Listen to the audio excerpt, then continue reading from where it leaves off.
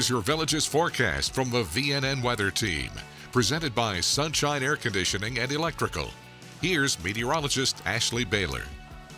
All right, let's turn up the heat a little bit as we go into the second half of the week. For your Wednesday, we're going to see temperatures in the mid-90s, but of course, with that high humidity, it'll feel even hotter. It'll feel close to 106. So make sure you're taking care of yourselves and, of course, taking care of your pets in this heat and humidity.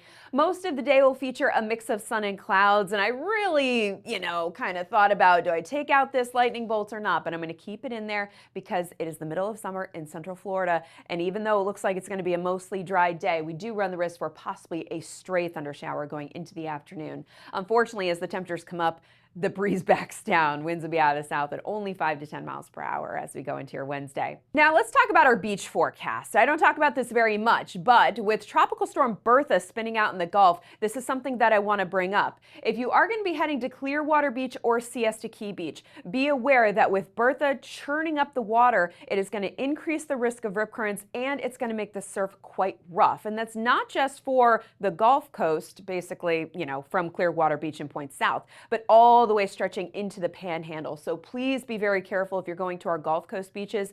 In this case, the East Coast may be a slightly safer option. So Cocoa Beach and New Smyrna Beach, there's still going to be a moderate risk of rip currents there, but again, just a slightly safer option in this scenario.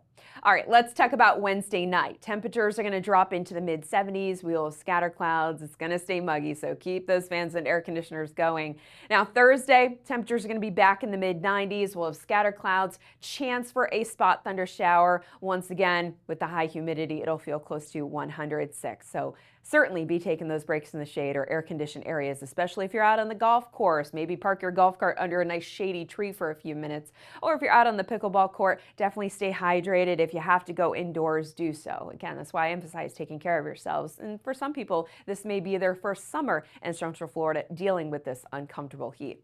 All right, looking ahead, let's talk about your heat index over the next few days. We are basically going to stay in the mid-90s from Thursday all the way through Friday, Saturday, on into Sunday. So no break from the heat, of course, no break from the humidity. I'm holding out for maybe September or October when it comes to that. I say that loosely, but in some cases it could be true. The dew point is going to average right around 74 degrees. Again, give or take a couple degrees throughout the day. Sometimes the dew point is higher in the morning and kind of drops going into the afternoon. But the heat index is likely going to be a few degrees over 100. It'll feel close to 106 Thursday and Friday, and then right around 107 on Saturday. But again, those numbers may fluctuate ever so slightly as well. It all just spells hot. All right, here's a look at your 7-day forecast, where, as you can see, again, we stay in the mid-90s going right into the upcoming weekend. And we do have better chances for seeing some afternoon thundershower action for Friday, Saturday, on into Sunday. And that continues on into next week, especially going into Monday and Tuesday of next week. I think the rain shower chances do start to increase a little bit. As those rain shower chances increase, our temperatures decrease ever so slightly. Not to the point that I would call it refreshing or even necessarily comfortable, but we do get to go back into the more seasonal lower 90s for next Monday and Tuesday. Of course, that's if the forecast holds. Sometimes we tailor things between now and then. So make sure you keep up to date with us right here on VNN. Tune your radio to WVLG and check us out in the Village's Daily Sun. Thanks for watching Meteorologist Ashley Baylor, presented by Sunshine Air Conditioning and Electrical.